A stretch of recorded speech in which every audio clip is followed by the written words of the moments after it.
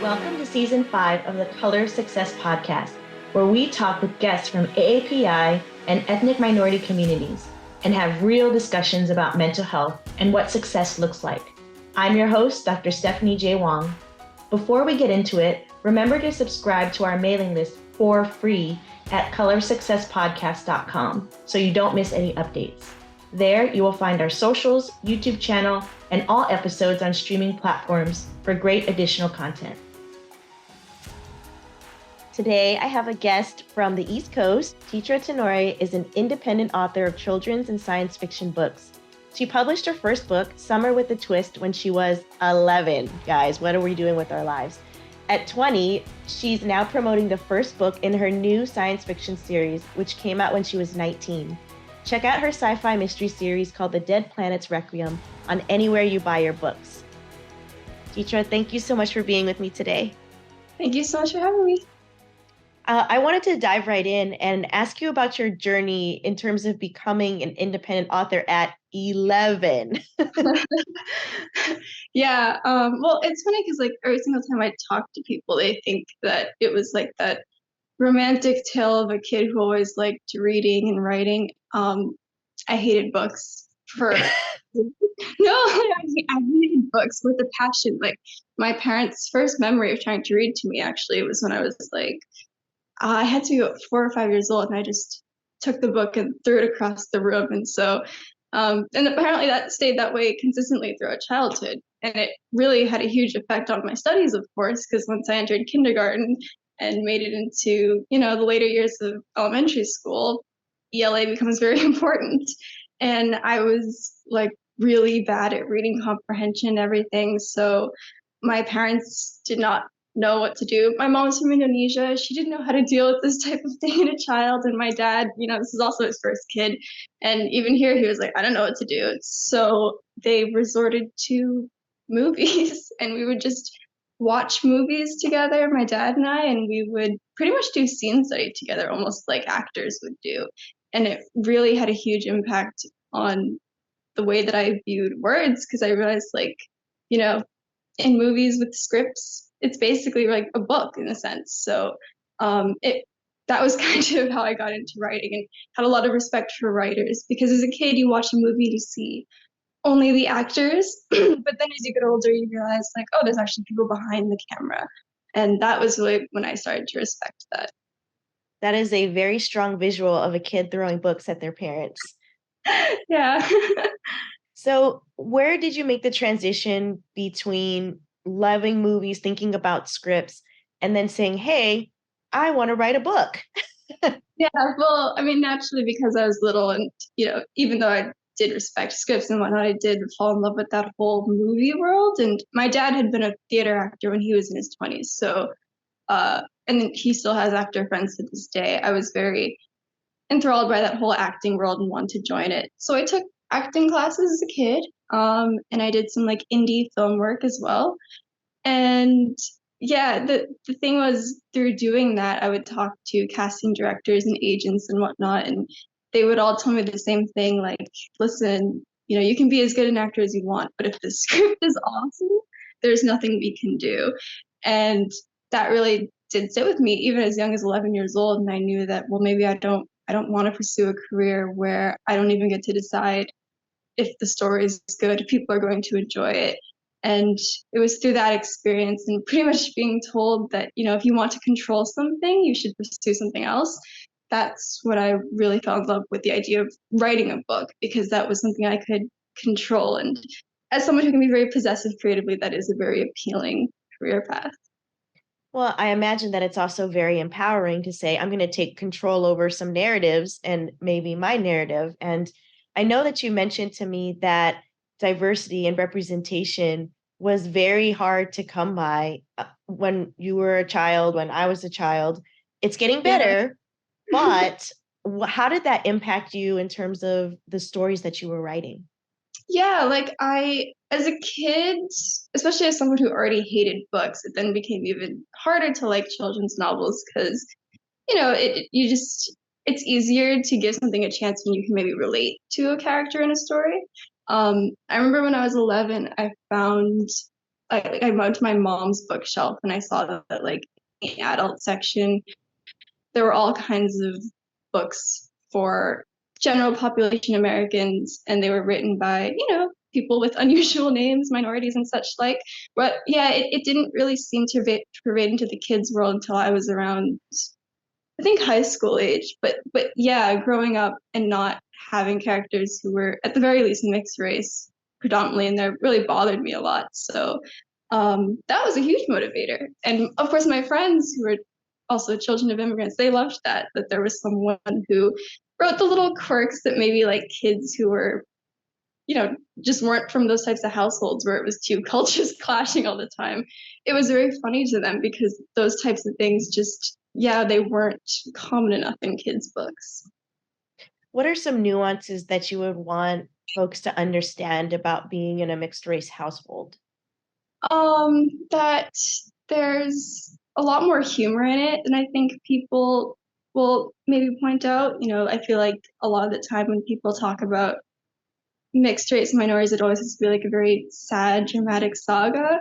But in reality, when you grow up through it, it's actually really funny because there's just a lot of things that the other side is still learning about each other. And then when they're raising children, it comes out even more prominently. And then as a kid, it's really fun because you almost have a choice. You get to choose, like, who do I really resonate with culturally, which can also be conflicting sometimes. But for the most part, it's funny to live through more than it is dramatic. Um, and it makes for great comedic material too, because there's just always going to be different surprises on each side. Absolutely. Well, thinking a little bit about your progression as a writer, I mean, you came into the public eye so young. How have you dealt with the haters or the self-doubt or the imposter syndrome that comes along with putting your work out there? Yeah, I mean, I'm very grateful that I never paid much attention to comments. Obviously, when you haven't gone to college, you haven't even gone into middle school yet, people are going to have a lot to say, personal life and public life alike. But I think it was the cool thing was it never got to me because the only reason I ever wrote books was for me and for other kids. So I actually I never once, I don't know if this is very insular minded to say, but I never cared what adults had to say. And I never really cared what, yeah, just what teenagers had to say, even because I was really only writing it for kids. And all the kids I spoke to really enjoyed my work. Um, and I really enjoyed my work, which was most important to me because I was always looking for a book that I would heavily enjoy. And yeah, after I wrote Summer with a Twist, my first book, I actually didn't read it until I was 14 because I was so sick and tired of looking at it after editing. Yeah. I was so tired. I was like, I can't do this anymore. I was like, 6 months, that's it. And I reread it again at 14. I gave myself a good chuckle. Maybe a little narcissistic to say, but I was like, oh, this is really fun to read. Well, if you don't believe in yourself, like who will, right? Yeah. And what are the challenges of being an author and promoting your work now that it's a little bit different, in society with social media exploding and all those things? I mean, the cool thing is you're especially in the age of technology, books have become sort of like a niche thing that people have taken interest in. Now it's like a very specific interest, whereas before I felt like it was actually harder to market books because social media wasn't as big, and so it was sort of like all types of things come together. Now when you have the trendiest things being, Instagram, TikTok, music, when you just have a thing that isn't really seen as trendy and is more old fashioned, it's actually a little bit easier to go after that because you're not going after the general masses. The vast majority of people today are more into like movies and music, which is not bad. So, but it does help me. I'm curious, what are your favorite movies, if you can even choose? From when I was a kid or like now? I mean, what would you recommend to our listeners? This is not a recommendation at all. But I mentioned this is not a recommendation because I don't know if this is good parenting. But when my dad tried to like get me to understand, English and be good at reading comprehension and take an interest in writing, we would watch a lot of like Stanley Kubrick films and Quentin Tarantino. So maybe don't show your kids that while they're children, but it's definitely good stuff to go into when they're older. Yeah, I rip him for this all the time, but I was 5 when I watched Full Metal Jacket, so don't I don't recommend that. But at some point, watch those types of things, The Shining and whatnot, or and even just classics. And I think it makes the movie more enjoyable when you actually pay attention to the script more than just like the visuals. So we're so lucky that you are seemingly well-adjusted adult after watching those at a young age. Um, so how does this relate to your new series, though, your science fiction series? And can you tell us a little bit more about that? Yeah, it relates heavily. I mean, when you're exposed to stuff like that at a really young age, you obviously then have a very gory hunger when you're older. So, yeah, I mean, I started storyboarding this when I was 13. I knew I wanted to do something dark because I grew up in that environment of being exposed to dark things. Again, don't do that unless you know your kid can handle it. But for me, it really did. It was something that I didn't mind, and my parents knew that if she leaves the room every once in a while because the scene is too bad, that's fine. But it really did. Weird to say, it did shape a lot of my fictional desires because I therefore wanted to create things like that. And then it kind of bothered me that there's still very much a prejudice against women who do dark types of art. And especially as a teenage girl, that did worry me a little bit that people, might not like that because it's not cute and preppy and stuff. But yeah, so I knew I wanted to write something dark. I started storyboarding it. It's very heartbreaking to know that I wanted to write something, have the idea, and not be able to actually do it. Um, so much of my teens was spent planning it rather than writing it because I was so young that I wouldn't be able to actually complete it. So I knew going into it that it was going to take a really long time before it published, and it did. It came out when I was 19.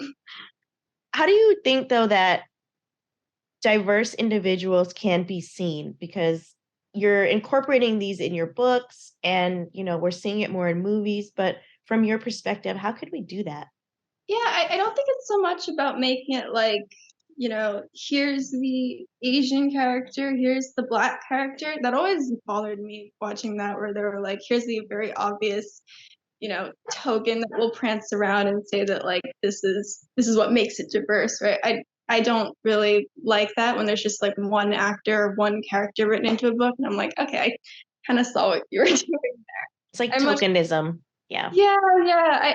I always liked it when there was a huge ensemble of characters and like maybe the nondescript person who eventually becomes loud throughout the story is actually a minority and just is treated like everyone else because that's really what we crave. I remember I went on vacation in the United Kingdom when I was 14 and I was just shocked over there because like from their ads to their movies, like yeah, you would see mixed race, you would see people of color who are fully minorities. They would just be treated like every other thing, whereas over here it always had to be here is the character. Whereas I was like, well, why can't we put like 2 or 3 people in and just make it part of the cast? And so yeah, I think treating it more normally and especially actually does help in the long run because that's what it looks like in real life. When you go to a classroom, it's not the Asian kid. There's like, 10 of them. And that type of promotion where it's like there's only one is actually a lot more isolating than showing maybe 3 of them. Definitely. And sometimes you are the only Asian person. I mean, I grew up in the Bay Area, so that's not the case. But, I think that experience too is interesting in itself. So, I mean, as you've grown up, quote unquote, because I imagine as I continue to age, like it changes. But what does it mean to feel successful, to be successful? Yeah, I mean, I chose a career path that I will admit is very risky. The arts in general is always a huge risk. You never know what it's going to be like. You don't know how many books are going to sell in a day. You don't know how many, you can never predict how many you'll sell in a week. I think it's always, I've never had this view where like in the arts, you should absolutely make it, because that's so rare, you know. I think it's more about that long-term pursuit where you have that dream, you're supporting yourself to do it, and to be honest, it's a very contenting feeling, as opposed to having to stress over the fact like, oh my god, am I going to be a millionaire off of this, you know. And I know not to delude myself with thoughts like that, because it's just not realistic. Perhaps it will happen and that'd be wonderful, but um treating it like an everyday job, but just knowing that you have the privilege to have your everyday job be this, is a lot more, it feels successful in a sense, even if that may not be the definition of success. I feel like success has been appropriated by, like, yeah, the whole millionaire billionaire thing. Well, that whole thing, let's not get into that because it's a hot mess with that. I feel like someone is from Mars, but there's that's a very, very mature answer, because I think it really is, because I think that a lot of youth are, like you said, deluded into this idea that I have to make so much money. And in my experience, and that's only speaking for my own, is that a lot of Asian Americans around me when I was younger was like, I gotta get this six-figure job, I have to buy a house, I have to, you know what I mean? It's like these standards that are set forth, and the social norms that are put out there that may not actually make you feel content. And many times, I mean, those things are great. Like, of course, we would want shelter and we want the ability to have experiences and things like that. The and part is, if you don't really connect with people and have your own timeline on things, it's going to be really hard to feel content with who you are and what you're doing. Yeah, like when I joined dance class, and I was like, I think I was 14. I was 14. Yeah, and it was just it was a really good thing to be a part of. My dance company's in Cambridge, Massachusetts, and I would meet people from all over the world teaching there, even if I didn't even take their classes. And they had very humble livings, you know, because again, the arts is not lucrative in any sense. And but they were some of the happiest people I'd ever met, you know. They didn't care that they lived in studio apartments, or that, you know, maybe rent was a little high that month, because they were getting to teach what they wanted to teach. And that was a really beautiful thing to see as a kid, because yeah, similarly, I grew up, you know, in a suburb where everyone wants to own a Tesla and have the McMansion house, which are good things, you know. But it was nice to see that there were people who hadn't, well, I shouldn't say hadn't made it, they had made it in their own sense. And I think the important thing is to recognize, like, there's different definitions of that. But yeah, as a Asian American, I was actually just talking to one of my aunties a couple weeks ago, or we say tanta in Indonesia, even if they're not like our aunt. Sure.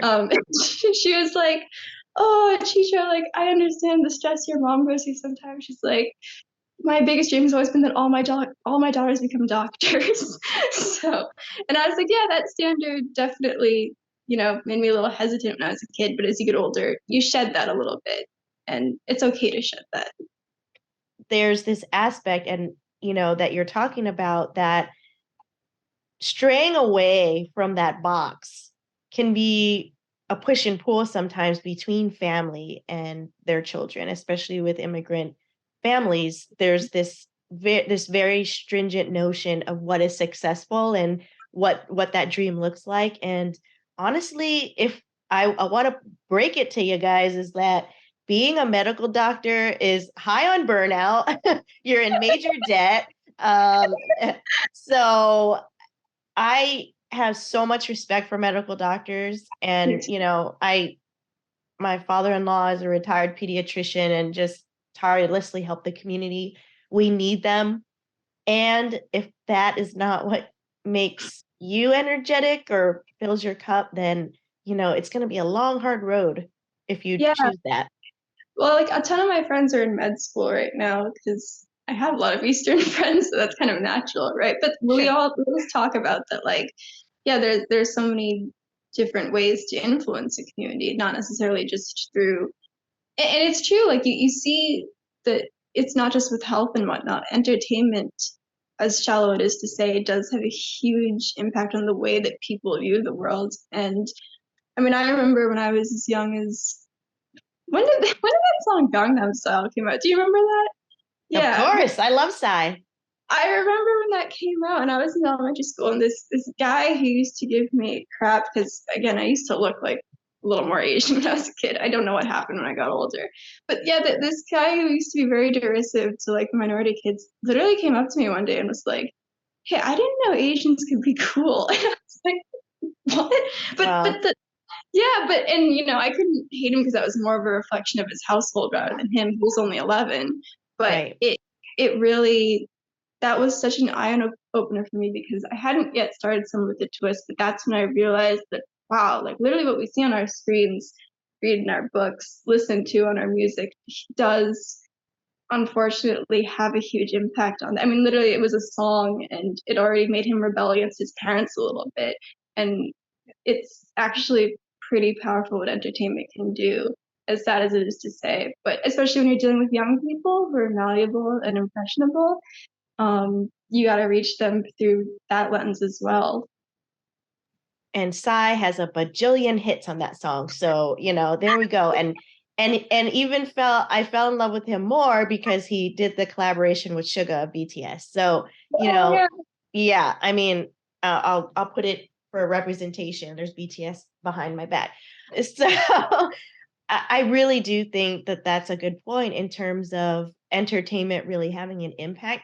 The and part is having folks like you and people with different experiences and stories is part of that, is being able to put it out there. So it's almost this double-edged sword where we don't want to get too shallow, and at the same time we know that media and movies and all that really do make it a difference. So Yeah. one thing that I was wondering is, knowing all the things you know now, what advice would you give to your younger self? Oh, to my younger self. Well, I mean, she went into it just for fun. She didn't really start taking it seriously and like doing, career research till she was like 13. That's still pretty young, though. What am I saying? But I would say to not be so hard on yourself while editing. When I was a kid, yeah, editing. I had a lot of help from my dad. He used to do technology contract work, and so for him, it was a great escape from technology writing to help edit this kid's book grammatically. Um, and editing is stressful, even when it's just a kid's book. And I would just say maybe detach yourself from it a little more. It's okay if it comes out a little later than you thought, because that is such a everyone talks about that process, and it's so true. It's the worst process in the entire world. You can love your story as much as possible. You can really enjoy writing it, but editing it's another ring of hell as an experience. And just being kind to yourself during that is the most important. And remembering to be nice to other people. Just because it's frustrating you does not make it reflect on your personality. Well, it sounds like your dad, and shout out to John, it is such a good and positive influence in your career. I mean, how was it to have his support throughout this journey? Yeah, I think for him it was also sort of like something that he could live through in his own dream. Like my dad was a really creative person when he was younger. He created a board game. Like I said, he did some acting, some film extra work. Even if that was just extra work, he loved it. Yeah, he had like an entrepreneurial streak before he went to grad school, and so he totally understood my desires to not choose a conventional path, you know. Um, so for him, it was always something he was very able to understand easily. And so it's nice to have someone that there aren't that many entrepreneurs in the world when you actually go out and like meet people. Or growing up in the suburbs, it wasn't like that at all. People, they went to college and they had a very normal profession, which is understandable.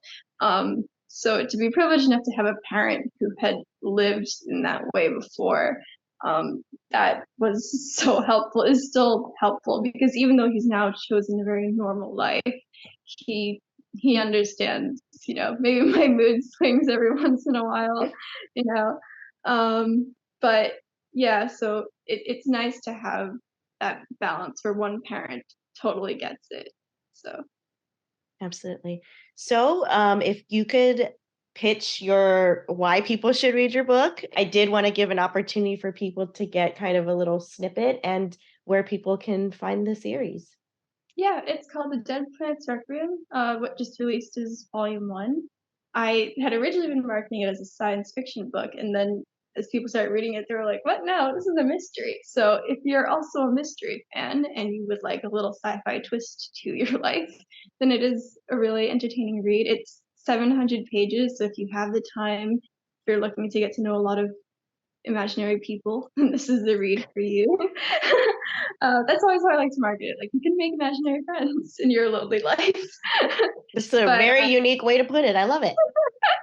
but yeah, it's 700 pages of mystery, some metaphysical elements, and if you really want to chomp your teeth into something for a long time, or if you're a quick reader in a quick time, then go ahead and read it. You know, now I know why you had a migraine doing the editing. 700 pages is a lot, and to edit that, but Oh yeah. I'm sure, it's satisfying though when you see it. And I know like many artists and creatives say like you're always finding things that you wish you could have done differently, but you put it out there, it's there.